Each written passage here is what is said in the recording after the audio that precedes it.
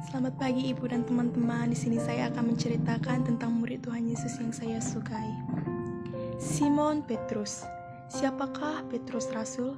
Petrus adalah salah satu dari 12 Rasul Yesus yang paling penting.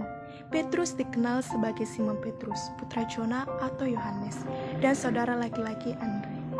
Nama Petrus berasal dari istilah bahasa Aram untuk batu, dan Simon berasal dari bahasa Yunani untuk mendengar.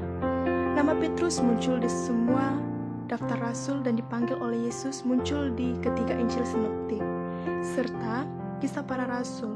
Injil menggambarkan Petrus datang dari desa nelayan Kapernaum di Laut Galilea.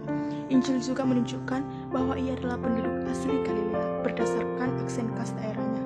Wah, bisa kita bayangkan kan teman-teman, betapa pentingnya murid Tuhan Yesus yang bernama Simon Petrus ini.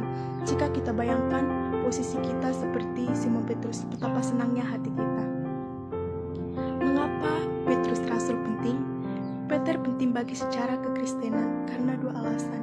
Yang pertama, ia umumnya diperlakukan sebagai model bagi orang Kristen untuk diikuti. Ini mungkin terdengar aneh pada mulanya, karena kitab-kitab Injil menceritakan banyak contoh ketidaksetiaan Petrus. Misalnya, 3 penyangkalan Yesus, karena beragam sifat yang dianggap berasal dari Petrus. Ia mungkin merupakan karakter yang paling disempurnakan dalam Injil. Namun kegagalan Petrus diperlakukan sebagai gejala-gejala keadaan dosa manusia atau kelemahan yang dapat diatasi melalui iman kepada Yesus. Petrus melakukan ini karena setelah kebangkitan Yesus, ia melakukan perjalanan secara luas untuk mengkhotbahkan amanat Yesus dan mengubah orang-orang menjadi Kristen. Dalam kisah para rasul, Petrus digambarkan sebagai murid teladan bagi orang lain untuk ditiru. Ia juga penting karena Injil menggambarkan Yesus menyebut Petrus sebagai batu karang, tempat gereja di masa depan yang akan dibangun. Dia adalah murid pertama untuk mulai berkhotbah kepada orang-orang, bukan Yahudi. Apa yang Petrus Rasul lakukan? Sebagian besar dari ke-12 Rasul Yesus, sebagian besar diam dalam Injil. Petrus, bagaimanapun sering digambarkan berbicara. Dia adalah orang pertama yang mengakui bahwa Yesus adalah Mesias, serta satu-satunya yang digambarkan secara aktif menyangkal Yesus kemudian. Dalam kisah para rasul, Petrus digambarkan sebagai berpergian secara luas untuk berkhotbah tentang Peter terkandung dalam sumber-sumber awal ini, tetapi komunitas Kristen mengisi celah dengan cerita-cerita lain untuk memenuhi tujuan teologis dan komunal. Karena Petrus adalah model bagi iman dan aktivitas Kristen, penting bagi orang Kristen untuk mengetahui latar belakang dan sejarah pribadinya. Kapan Petrus hidup rasul? Tahun-tahun kelahiran dan kematian Petrus tidak diketahui, tetapi tradisi Kristen mengisi kekosongan untuk tujuan teologis.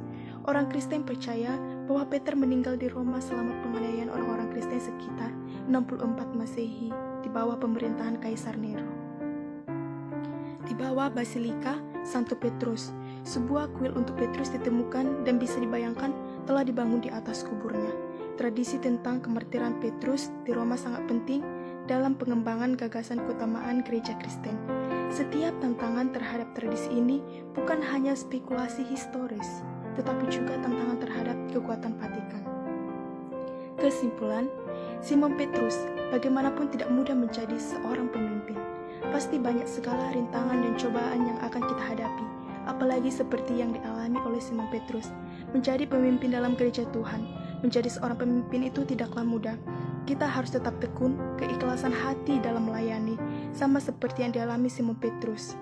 Ia belajar melayani dengan tekun, belajar taat, dan berserah kepada Tuhan. Wah, sungguh hebat kan teman-teman murid Tuhan Yesus yang bernama Simon Petrus. Namun sebaliknya kembali kepada pribadi kita masing-masing. Sanggupkah kita seperti Simon Petrus? Sanggupkah kita bisa melayani dengan sungguh-sungguh, dengan tekun, taat, disiplin, dan selalu berserah kepada Tuhan? Namun kita bisa menjawabnya dalam hati kita masing-masing ya teman-teman. Namun yang ingin saya katakan dalam kisah ini adalah saya sangat termotivasi dengan murid Tuhan Yesus yang bernama Simon Petrus. Karena Petrus adalah orang yang setia dan memiliki kemauan yang sangat bersemangat dalam melakukan pelayanan. Bahkan ia langsung meninggalkan pekerjaannya sebagai nelayan untuk mengikut Yesus. Bagaimana dengan kita? Sanggupkah kita seperti Simon Petrus yang tidak terlalu terfokus dengan kepentingan pribadi kita masing-masing? Sanggupkah kita seperti Simon Petrus meninggalkan pekerjaan kita agar kita selalu ingat dan datang kepada Tuhan? Jika aku bertemu dengan Simon Petrus, saya akan berkata, "Ajarinlah aku agar selalu bertanggung jawab atas segala tugas yang telah diberikan Tuhan kepadaku. Ajarinlah aku agar selalu tekun dalam pelayanan yang telah diberikan Tuhan kepadaku. Dan ajarinlah aku agar bisa menjadi seorang pemimpin